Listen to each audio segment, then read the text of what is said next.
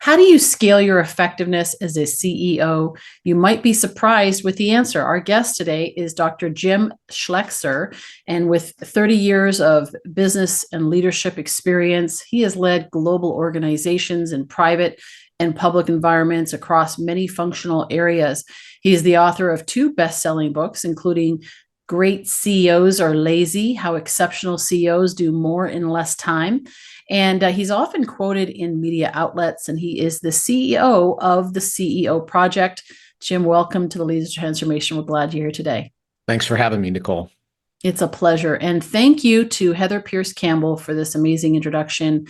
Man, I love the people that I get to meet through this podcast. It is so amazing. Jim, you and I probably would never have had this conversation otherwise. And it's people like Heather and many others who recommend great guests for this show. And Heather was actually a guest back in 2017 in episode 151, excuse me. And it feels like forever ago. And we talked about how to legally protect your online business. And we've been in a mastermind, and she has a podcast called Guts, Grit, and Great Business. And she's been a huge supporter of this show. And so we want to do a shout out to her and say, hey, thank you, Heather, for all you do. So, let's talk about your book, Jim. I love the title. Great CEOs Are Lazy. So tell us a little bit about that. It comes from actually interviewing thousands of CEOs and seeing that while people have the same title, they actually perform the job very differently. And what was funny to me is there's probably a negative correlation to lots of hours and high performance. In other words, the ones that perform at the highest levels are actually very much in control of their time. They work moderate amounts of hours. Like, it's not a 40-hour-a-week job, but 55, 60, something like that. Not crazy hours. And yet they perform at a very, very high level and yet have time to sort of balance their life out. And it turned, so hence the title, Great CEOs Are Lazy. And I literally could talk to a CEO and they'd say, well, how many hours a week you work? And they go, like 80, 85. I'm like, ruh-roh, this is probably not a great CEO. And more often than not, that was the case.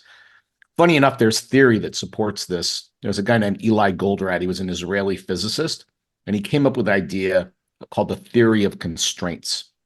So in any system you can name, somewhere in that system, there is a point that controls the performance of the whole system. So the simple example is a garden hose.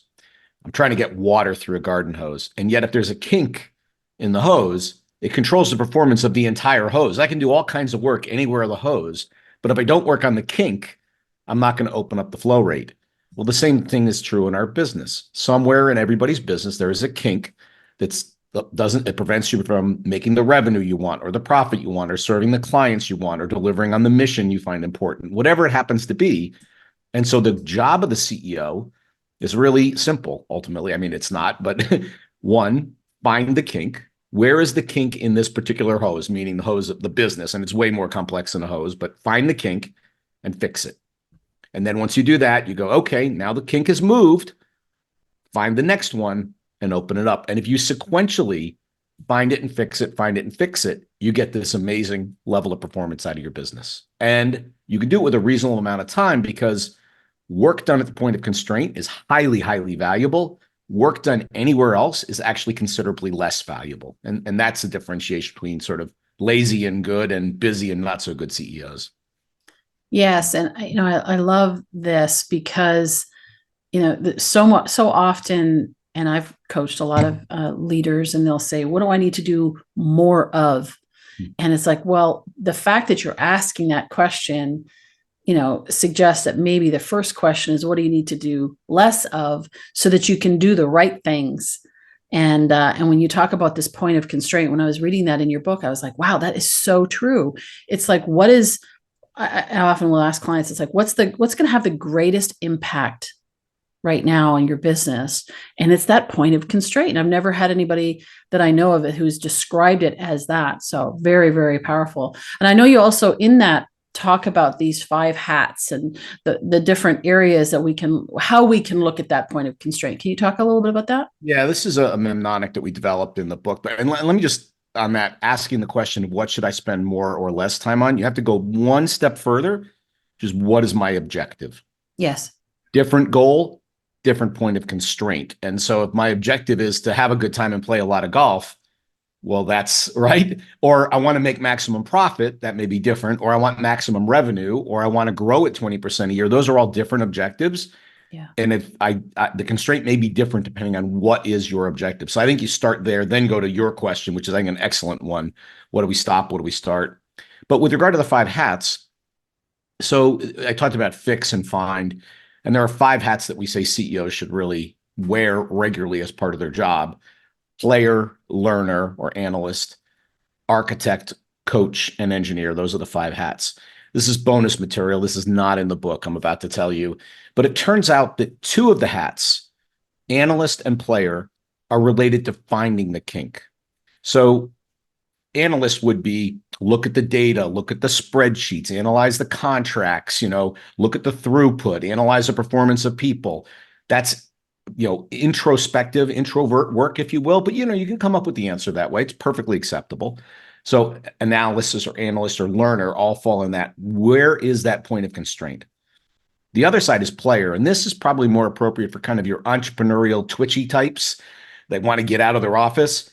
They go in and they do, but while they're doing, they do meta work, which is, for example, Jack Welch, when he was alive, used to go on sales calls. Well, the CEO of General Electric really didn't need to go on sales calls, but when he went, what he was asking himself is, do we have the right price? Do I have the right salesperson on this account? Is there a system we could put in place to make it go faster, better, cheaper?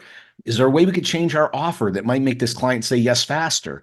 All those sort of meta work questions, trying to figure out where that point of constraint might be that would accelerate sell and grow sales processes. So finding the kink is analyst or player. The key is, by the way, on player, which a lot of people enjoy because they tend to be really exceptional performers if they become a CEO, is don't get stuck in player mode. So we've seen like CEOs that are super duper salespeople, and you're like, listen, you've got to get out of that role, because when you're being the super duper salesperson, nobody's being the CEO. So you go in and you got to go out. I talk about it like a bad party. We're going to go to the party. We're going to spend 45 minutes. When I give the sign, we're going for the doors, right? That's how you should think about player mode. Like, go in, but get yourself out. Yeah. Once you've found the kink, it generally can exist in one of 3 areas: your business model, what you do for whom, how much money, how much recurring revenue, the target audience; talent, the people you have around the business. Are they at the right level? Are they A players, B players, C players? And then finally, the systems, the processes and systems you use to run your business. And so the 3 hats are, when I'm thinking about business model, designing a business, it's architect. Is this thing architected correctly? And it's very hard to overcome a bad business model. The better the business model, the easier your life is. And for me, that's recurring revenue would be one of the very, very high up things on good business model. The second is talent. That's when I'm a coach. Find the right people, advise them, and sort of guide them in the right direction, and maybe take them off the team if they're really not the right performer, or move them to a different position on the team, whichever, both of those work. And then finally, process is about engineering. So particularly, like, I've been speaking a lot recently about customer experience, and people want to improve their customer experience, or CX. That is an engineered process that is designed to deliver a great customer service every time. The classic example here is Disney. So Disney talks about magical moments, right? Well, it is no coincidence when the lines start to get long and the tempers start to flare that Mickey Mouse shows up for pictures. That is 100% designed. And they're like, oh my gosh, we saw Mickey Mouse. It was amazing. It was great. And you forget about the long line. That's the whole idea. But it's completely engineered, every little piece of that. And so you can engineer amazing customer experiences, for example, but that's the engineer hat. So those are the 5 hats that we talk about. Well, I love what you were saying there about the really all the 5 are really about working on the business. Even if you're Jack Welch going on a sales call, your lens is through, I'm working on the business, I'm not in it. And I think that's where you can get stuck as a player. Certainly in the entrepreneurial space, a lot of people become entrepreneurs. I personally believe entrepreneurship isn't necessarily a vocation, it's a mindset. But this idea of starting their own business or being self-employed, and they do it because maybe they worked for somebody else and they're like, I can do it better, and then they start their own business, and then they get stuck in technician, as Michael Gerber would say in his E-Myth, book. And Yep. so it's this idea of stepping out of it, and it's a discipline. It's a discipline to do that. And even at the large level, large scale global organizations, they may be more inclined because they're hired for a role, and that role doesn't include going on sales calls and all those things. But even there, they can get stuck in the day-to-day, the urgent, matters that are constantly coming at it, all the fires that are coming at them. So how do you, from a time management standpoint, how do you help CEOs to be able to navigate through that? Because they can't ignore some of those things that do need to happen, or Yep. that do need their okay or their veto, depending on what it is. Yep. And just tagging on to that, this is also about CEO growth. If the CEO is not growing, then the business won't grow. And so your patterns that worked well when you were 10, 20, $30 million may or may not be the patterns that work at $100 million. I'll give you an example. I know one firm where the founder CEO opens up all the checks every day to see how much money is coming into the business. It's almost a $500 million business. And he is looking at every check, and he signs every check that goes out of that business. Now, Wow. yeah, right. Exactly. Wow. I don't have enough time in the day to do that. Like, God love the man, but it is probably a limiting behavior because he should be working on some other things, maybe. Um, Relative to finding time, one of the things we advocate is the not do list, right? Everybody's got a to do. We talk about not do. And, the way to do that is list all of the things you think you have to do in rank order of economic impact on the business. The most important, most impactful ones at the top, even if they're super hard, and then the least at the bottom, like attending the monthly operations meeting may not actually move the needle very much, right? And we recommend make a line about halfway up that list. And then everything below that line, you either delegate, and I'll talk about delegate in a minute, defer it into the future because sometimes time solves these problems, or don't do, literally cross it off the list. And I will never talk about this again unless it shows up at some point. Funny enough, there's this endorphin kick. We've probably all done it just by crossing something off your list.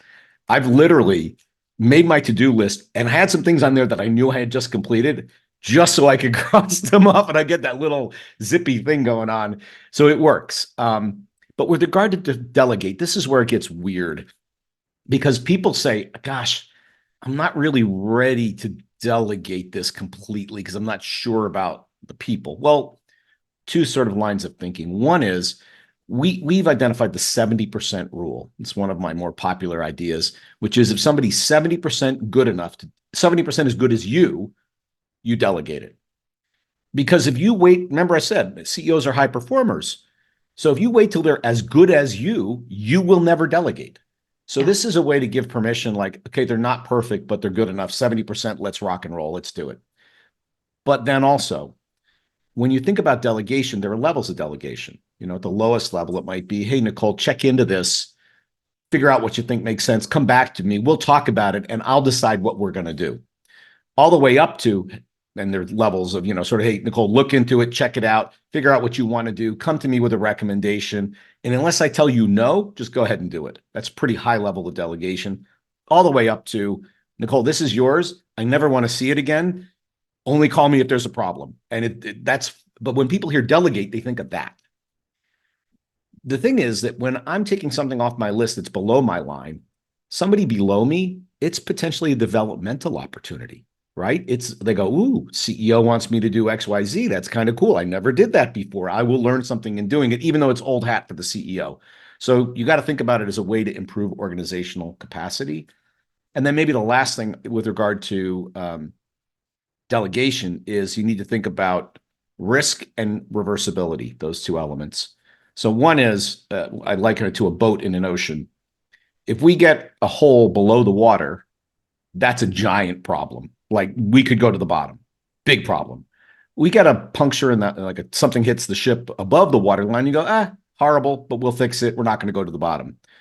So if this decision is a below the waterline decision, meaning if we screw it up, like big hole underneath the waterline, then you delegate that very, very carefully.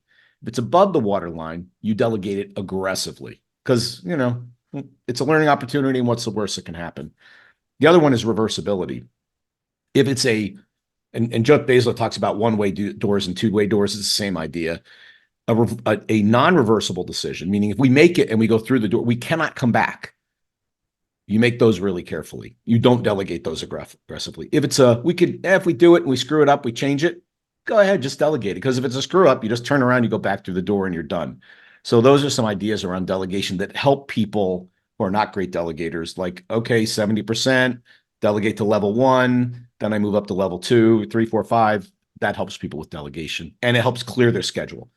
And the really good CEOs are master delegators.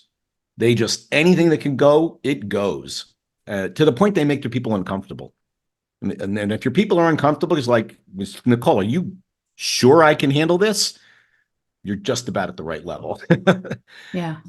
Well, the development you talked about is so important because you can't grow an organization if people aren't developing. They may get to a certain point and then they feel like they're stifled, and what do? They leave, they go somewhere else where they can grow because naturally they want to grow. And it's kind of like this fear, like you said, about the 70%. What about that 30%? I could do it so much better.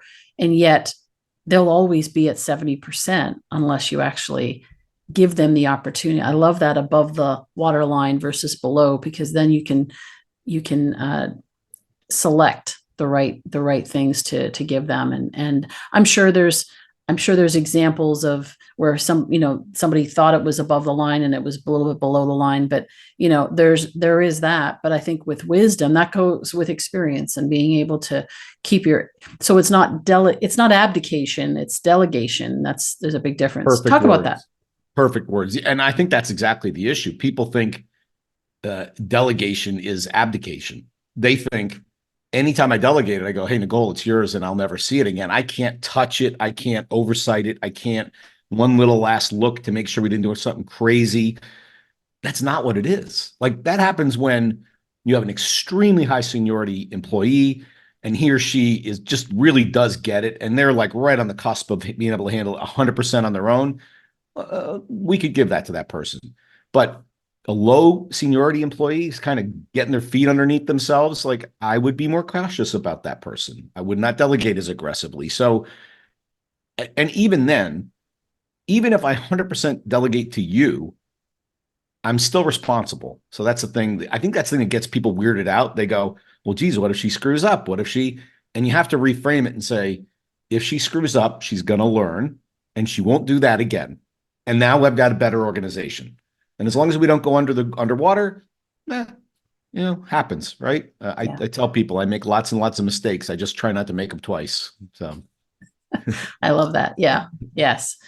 So let's talk about your peer group, your CEO peer group, and what you're doing with the CEO project. Mm-hmm.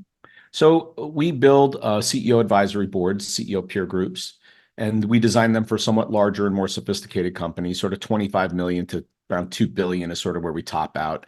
And the problem is, you've heard the phrase, CEO is a very lonely job, but it is. You think about, if I've got a complex problem, where do I go to solve that problem? I mean, you could say, well, you'll just figure it out. Yeah, sure, maybe, hopefully. But you can't always go to your team, particularly if it's delicate. You can't go to your board even if you have a functional board, and a lot of CEOs and entrepreneurs don't have functional boards. And that's not a no consequence environment. I mean, if I go in and go, ladies and gentlemen, I have no idea what to do, you're like, that is a bad look, right? So the concept here is to build infrastructure around yourself that helps you do your job, but also helps you become better at your job over time. And a peer group is an ideal way to do it. People can say, well, I'll just build an advisory board. I go, well, yeah, you got to recruit the people, find the people, you got to get them to your location, you got to pay them for their time, you got to logistics the whole thing, or you plug into a CEO peer group and we do all of that for you, and you just have to show up and play. And so it's much more time efficient and economically efficient. And so our model is a little different than most, but we take your issue at the point of constraint, like we talked about before. So the great CEOs are lazy or influencing how we engage with CEOs here. You bring that to your group. Here is the most economically impactful issue that I've got. It is the kink in the hose in my business. If I solve this, it's worth millions of dollars to me and my organization. That's the issue that we work on as a group. And I tell people who want to just work with me sometimes, or one of my advisors, we have a bunch of advisors, all super seasoned. I go, yeah, I get that, and I'm super smart and all that good stuff. The problem is every time I go to one of these CEO peer groups and I hear ideas, I'm like, dang, do that. That's a dynamite, because I believe in the group mind is so smart and so more than any individual. And you get the benefit of that group mind. The other thing is, because the groups are comprised of people that are not in your industry, and I'll tell you a story about that in a minute. I believe that breakthrough thinking comes from outside your industry. Yes. Right. Yeah. So I remember talking to one guy. He ran he's a middle-aged guy, happened to be Caucasian, ran a car dealership. And he said, Jim, I don't really need this. We get together as me and about 20 other car dealership guys. We get together and, we talk about all kinds of good ideas. I'm like, let me get this straight. 20 white guys whose daddy started the business get together and smoke cigars, and you think a new idea is going to come out of that environment? Like, no way, buddy. The point is, when somebody who's like, I'm a finance expert and she's an ops expert and he's a marketing expert and this one knows e-commerce, and we look at your problem and go, Nicole, why do you do it like that? Why don't you think about it this other way? And you go, I don't know. I always grew up in this business and nobody ever did it like that. And then all of a sudden you got some idea that nobody in your industry has, and you can pursue a competitive advantage. So that's the model. 8 really smart, capable, but humble CEOs working together to help each other improve their business. It's very, I've never used this word before, but I find it a very pure model. Mm. No agenda, right? It's a Yeah. pure model. And there are not many of those in the world. Yeah. So that's out of curiosity, how often is a good amount of time to meet? Because CEOs are busy and you can meet too often or too little, Yep. you know? Yeah, many of them, there are other people that do this, by the way. Yeah. Most of the models are monthly and local. I can tell you, as I ran various companies and I had, businesses in China and the Netherlands and Scotland and all over the world. If somebody said, hey, Jim, third Thursday of the month, 8 o'clock, be at the Hilton, I'd go, I know one thing that is not going to happen, and it's that. I mean, there's no way I could make sure that happened. Yeah.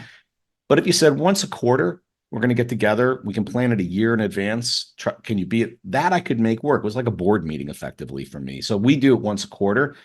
Some people would argue for more frequently, but if we are really dealing with big rocks that take a little bit of time to move, if I'm meeting, let's be crazy, every week on it, I'm like, no perceptible movement occurs in a week of a big rock. Right. Over a quarter, when we engage, movement can occur and you kind of get to the next point of, okay, I'm a little stuck here. I need a little help to get to the next place. So we find quarterly to be very, very effective. And frankly, we've had members that they had a big, gigantic issue they're trying to solve. And they basically brought, as that issue progressed over time for like a year straight, same issue, different looks at it, different problems had arisen that they had to resolve. And that's not atypical for a CEO. If you're going to do something interesting, it's not always, quick fixy stuff. Yeah. So when you meet with the group, I don't know how big is the group, but Generally 8 is our target. 8. So then everybody has the opportunity. You go around and you're like round. Okay. Got So it. everybody brings an issue every time. So you're going to have 4 times that you're in the barrel and we work on your issue and we go deep, over an hour, really processing that issue and coming up with ideas for you and so forth.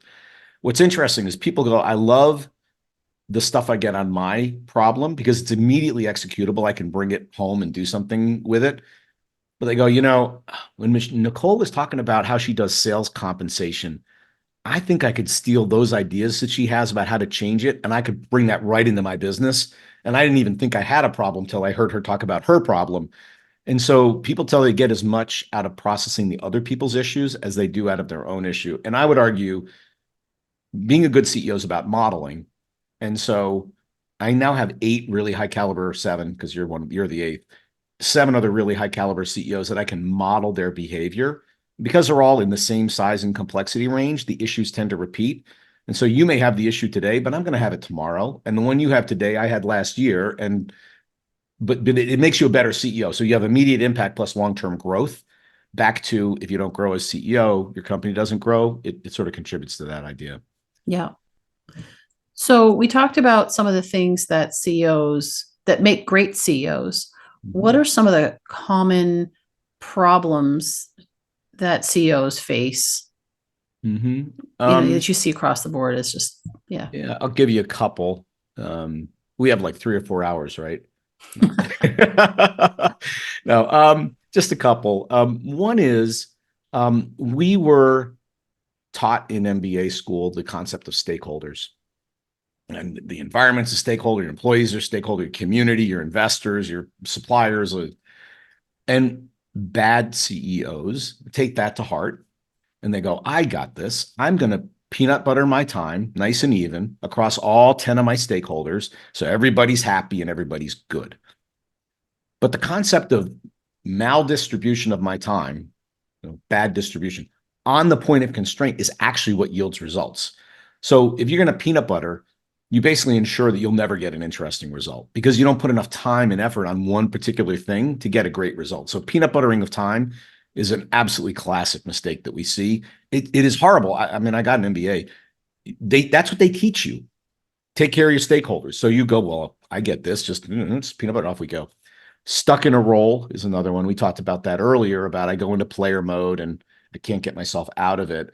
And I've seen that if the functional expertise of the CEO is accountant. I mean, I've seen CEOs that are literally closing the books every month. I mean, I boggles my mind, but they do. Sales, marketing, engineer. I'm the best engineer in the whole company, so I'm gonna go do engineering. Like, okay, well, that's an option. And then maybe the third is I love the ad that I'm not a control freak, I'm a control enthusiast. Like the control enthusiasts are a little bit of a problem too, right?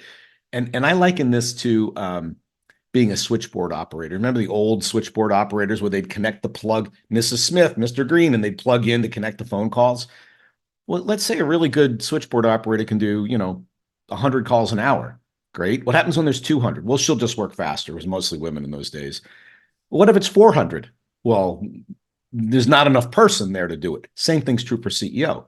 If I have to be involved in every decision, it's cool when there's 50 decisions. What about 100? What about 500? What about 1,000?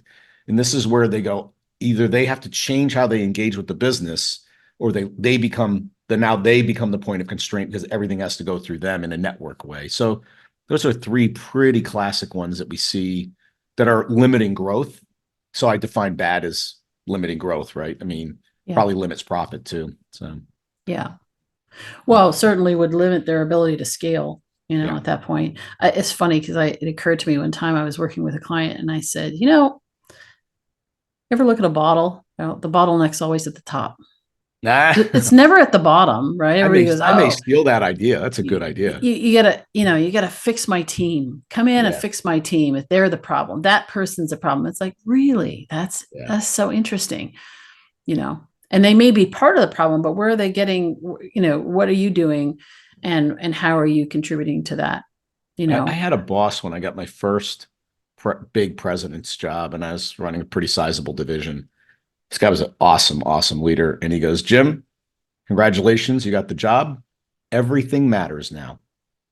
I'm like, well, Paul, what do you mean? He goes, how you show up, the work, where you spend your time, what you focus on, who you engage with, who you promote, who you don't promote. Those are all signals to the organization, modeling that occurs in the organization.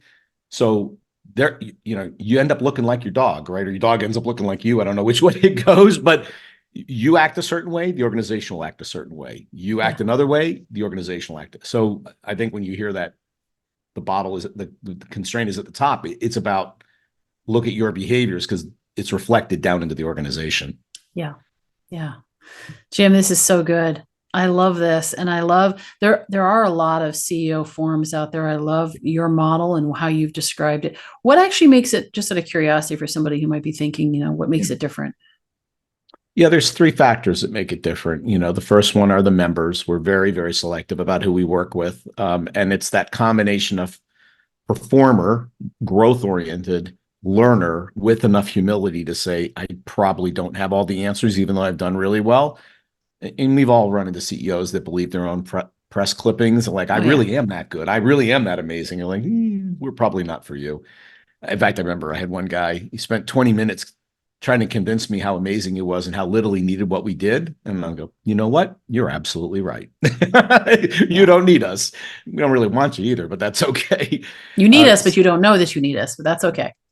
but there's a Chinese expression. They go, they were talking about a man, but a man who doesn't know and doesn't know that he doesn't know is a fool. Avoid him, right? Yeah. A man who doesn't know and knows that he doesn't know is a student. Teach him. So Yes. he That's was good. unfortunately in the first category. Yeah. The second is the process. It's very rigorous. It's based on a good theory and research.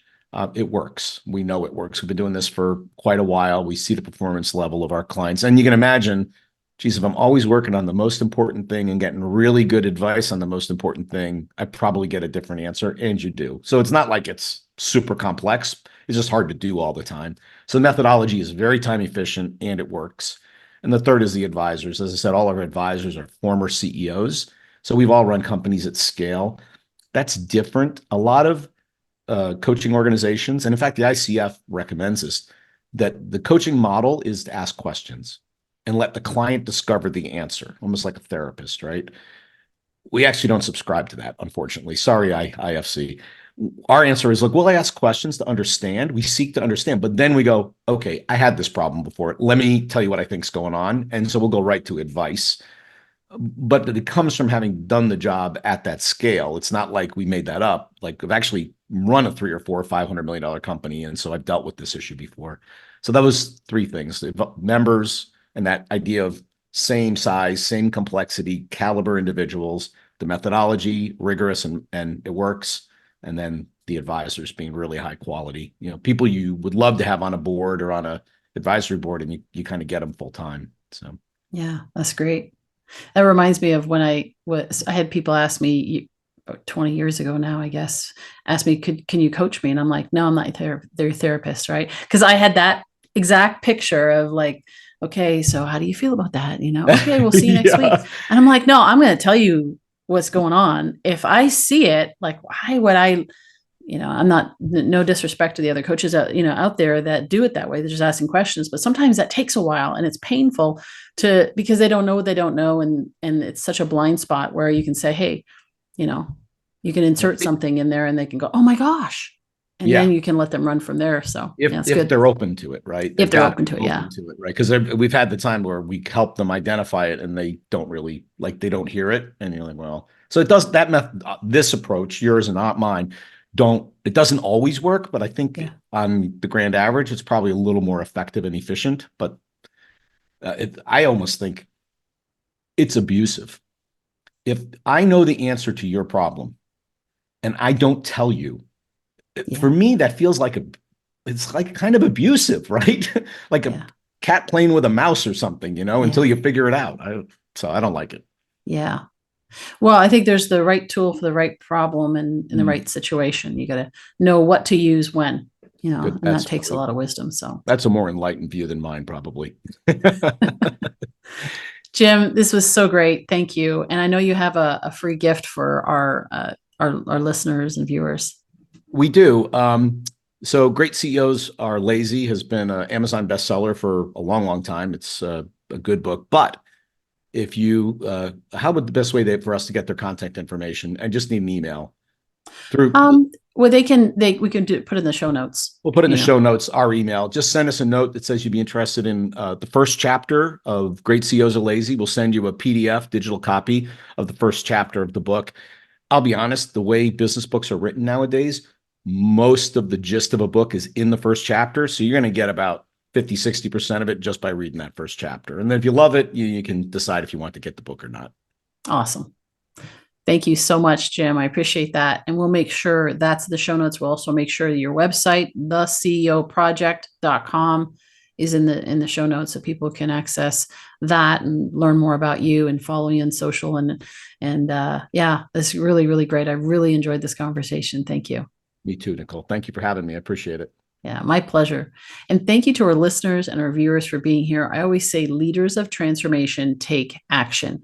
Take action on something that you learn, apply it. Just hearing it isn't going to, it's not like somehow some miraculous change is going to happen. It is when you hear something and then you decide to do something with it. Maybe it is stepping back and saying, where am I spending my time? Maybe it's making that list of all the things that you need to do, cutting it in half, and starting to delegate, learn how to delegate, and get, identify people that can get it to the 70% level so that you can free yourself up to do the things that you're supposed to be doing to grow the organization. Maybe it's taking a break. If you have been working 80 plus hours and you just can't even think straight and you're like, I'm tired, I don't have any creative juices. Well, then maybe it's about taking a break so you can step out and see the bigger picture, of your business and your life and how you're approaching the role of CEO. And maybe is getting involved in a CEO peer group where you can actually get the perspective of 7 other people on a quarterly basis to help you with your points of constraint. Whatever it is, I encourage you today to take action on something, because if you don't, it'll get somewhere on a list or a notepad or whatever, and then never happen. And so take something that is going to make a difference for you today and do it. And we'd love to hear your story and how it's impacted you. You can go on leadersoftransformation.com, our website. You can find us on social. And we'd love to hear how this has impacted you and how we can continue to support you as a leader of transformation, or somebody that's even aspiring to launch out and to transform an area of your industry, or your environment, your community, or whatever. So we'd love to hear from you. Thank you for watching. Thank you for listening. And we look forward to seeing you next week on another episode of the Leaders of Transformation.